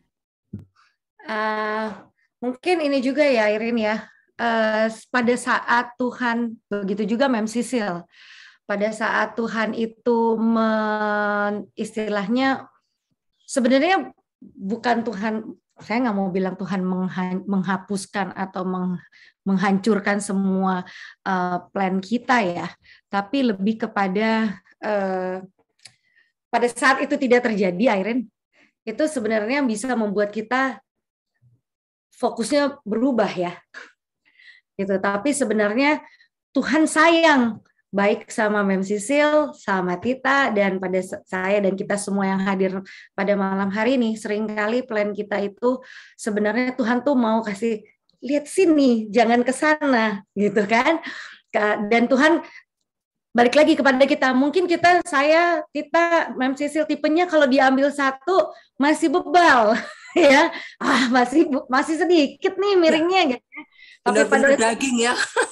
Ya, pada saat saya jadi ingat, saya sampai bilang, saya berasa dikeluarin dari Mesir untuk siap masuk Kanaan, waktu mau keluar mungkin kayak istri Lot ya, gitu. Kenapa dia akhirnya nengok? Karena ternyata hatinya masih di sana, walaupun secara fisik saya udah di luar nih, gitu.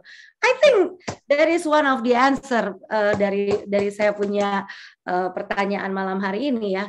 Seringkali kita merasa kita sudah lahir baru, kita sudah berada bersama dengan Tuhan, tapi ternyata the most important thing yang Tuhan mau tuh your heart, Mir, gitu. Wow.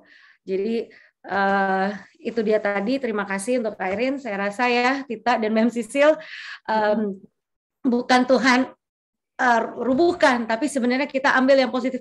Tuhan mau lihat saya, pandang saya, fokus kamu sama saya, sehingga kamu tidak akan ragu dan kamu akan mendapatkan pengharapan. Itu yang mungkin aku dapat pengertian baru gitu. Jadi jujur ya, kalau ini mungkin Irene ya, saya waktu dari Indonesia ke sana, wah saya Republik banget gitu kan. Setelah itu, ini kan di Texas nih, Republikan. Ternyata juga nggak gitu-gitu amat gitu loh. Kemudian dengan Demokrat yang kayak gitu gilanya, saya habis mandi saya bilang sama Rick, nanti kita kalau punya gereja, jangan semua Republik ya. Karena Tuhan Yesus datang bukan cuma buat Republik, aku bilang gitu. Yang Demokrat tuh kayak gini karena yang Republik ini nggak beres, jadi dia swing gitu loh. Kayak, ya apa yang lu suka, gue nggak suka gitu. Kalau lu cowok sama cewek, ya gue cewek sama cewek, kenapa? Kayak anak kecil yang lagi marah-marah gitu. Jadi memang pasti ada sebabnya gitu. Dan itu, so we have a church that have a both, because Jesus not come for Republic. Aku bilang gitu. Sampai aku bilang gitu. Jadi dapat pengertian baru yang nggak bilang kalau dulu sih jelas gitu ya, orang gila-gila tuh di sana gitu kan. Ternyata aku dapat pengertian baru gitu loh. Ternyata mereka juga human, dan kenapa dia gitu juga mungkin karena sakit ya. Sakit yang banyak kan orang ini ya Latin sama Black yang nggak mampu gitu kan. Jadi ya akhirnya gitu. Jadi memang ada hukum yang nggak beres even itu di Republik, gitu. Nggak sempurna lah, gitu. Dapat pengertian itu sih. Jadi maksudku supaya Rick juga nggak ini ya, karena dia kan juga pasti yang dari awal kita udah jelas gitu. Tapi cobalah aku bilang gitu, kenapa mereka kayak gitu? Karena ya kayak gini gitu loh. Nggak punya uang tuh gimana? Akhirnya mereka dimanfaatkan gitu kan kesannya. Jadi, gitu. Thank you. Thank you. Ya, itulah luar biasanya Tuhan ya. selalu kita diberikan pemahaman-pemahaman baru. Firman-nya sama ya Irene, kepada kita malam ini 25 orang dengan Irene. I'm sure firman Tuhan itu bukan hanya untuk kita 24, tapi untuk Irene juga. Dan Tuhan itu tahu masing-masing kita apa sih dari firman ini yang kita perlukan. Itu luar biasanya. Mungkin karena melihat waktu, ada closing statement dari Irene, silahkan.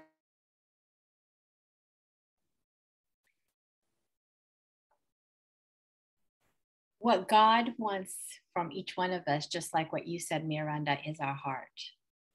Apa yang Tuhan inginkan dari setiap kita, seperti yang Miranda telah sebutkan tadi, yaitu hati kita. He wants us to love Him with all of our heart, our mind, and our soul.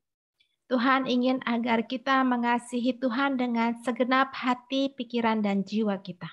Only because He loves us with all His heart, His mind, and His soul. Karena Tuhan mengasihi kita dengan segenap hati, jiwa, dan pikiran Tuhan. Therefore, He is worthy to be trusted with our life. Oleh karena itu Tuhan sangat layak untuk kita dapat mempercayainya dengan seluruh hidup kita.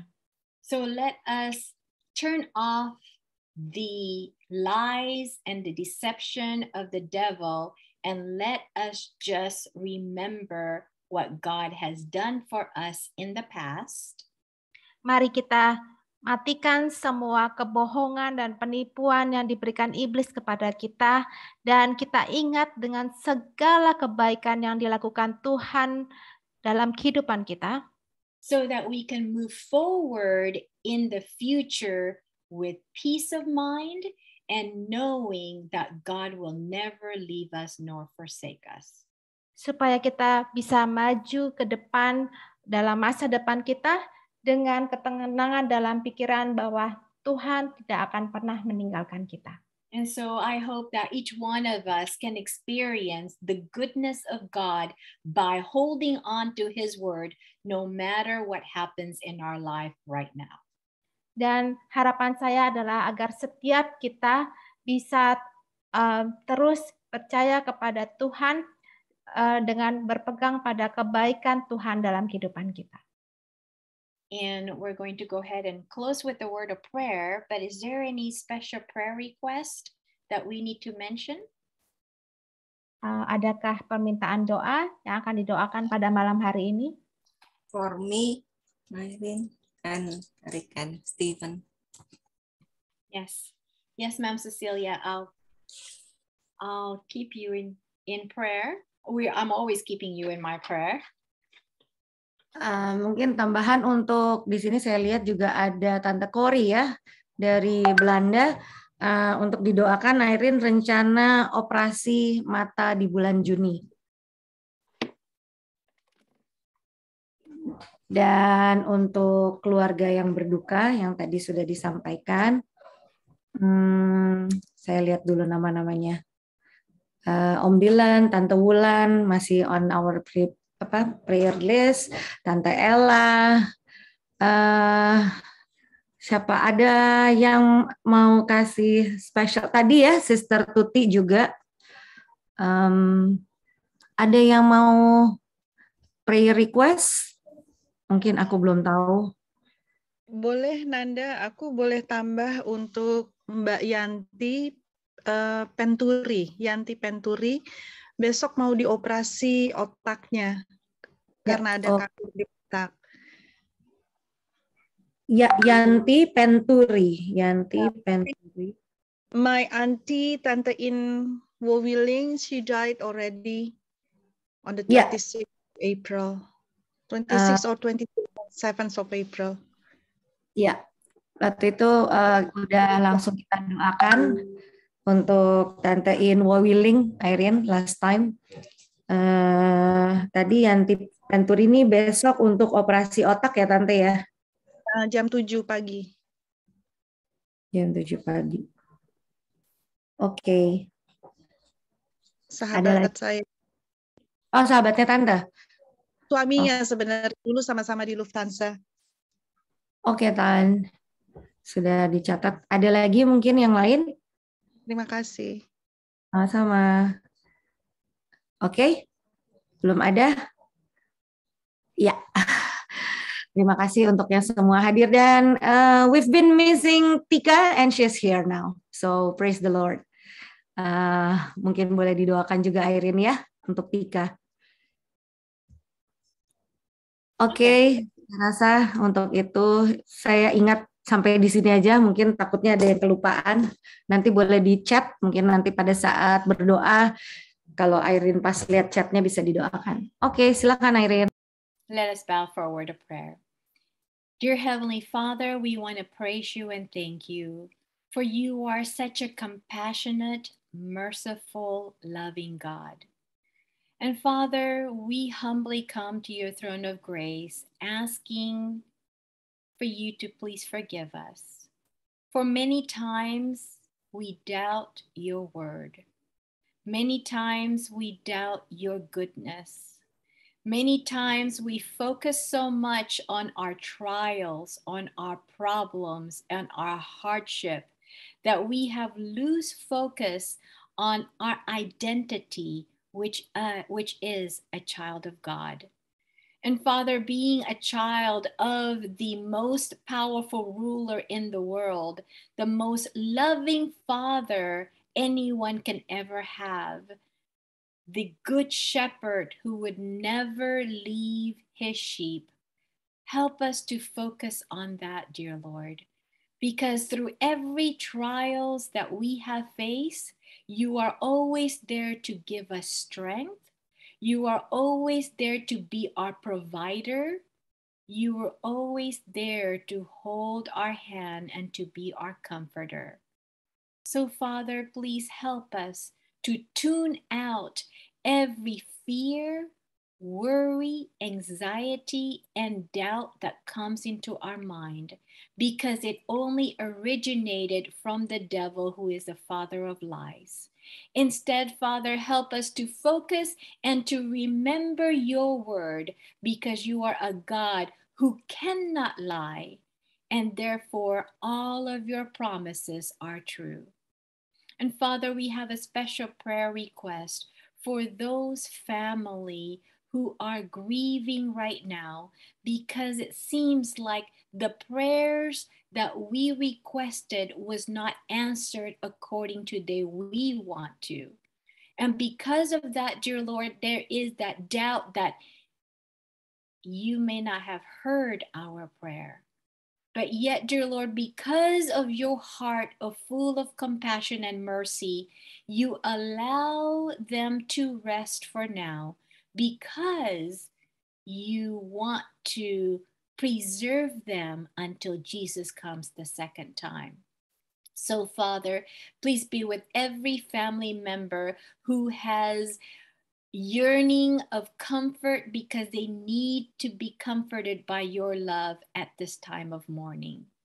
And Father, please continue to be with those who are still suffering with some kind of illnesses, such as Tanta Ella, who's still going through her treatments, and also Istra, and those who are, I may not mention, I forgot, but dear Lord, you know what they're going through. Be especially with Abayati Panturi, who is going through surgery tomorrow. I ask you, dear Lord, to be her surgeon, so that you may be able to do exactly what needs to be done, so that she may be restored back to health. And Father, you know also the struggle that Ma'am Cecilia is going through with her spiritual journey with her family. Father, I know that you have a special plan for her life and her family's life. So please continue to hold her hand through this. And dear Lord, I also want to thank you for all the things that you have done in Tuti's life, in Tere's life, in Tika's life, and all of these young people's life, dear Lord. We surrender their life to you, and also Musha's life, so that they may be used by you in a powerful way. And Father, please continue to be with us as mothers, as grandmothers, as sisters, as daughters, as sons, as husbands, to be able to be true to you as our God and our friend. And Father, I also have a special prayer request for Kenneth. You know that on May 19th, he will do another CAT scan. And Father, please help us if it is again your will and good pleasure for him to have a clear scan. We just want to praise you at this time for your faithfulness. And Father, please continue to be with us through this upcoming week. Help us to surrender our heart to you and to submit our heart to you and to never forget your promises that you have written in your word. We ask this all in the precious name of Jesus. Amen. Well, thank you, everyone. And we will continue again with another series that I'm going to present next week. And the series that I'm going to start is how to have a practical friendship relationship with Jesus. So the series is going to be friend-timacy, friendship and intimacy with Jesus. I hope you'll go ahead and bring people that you think can benefit from it. And I look forward to seeing you again next week, and may God bless you. Amen. Thank you. Amen. Thank you, Irene. Irene. Thank you so much.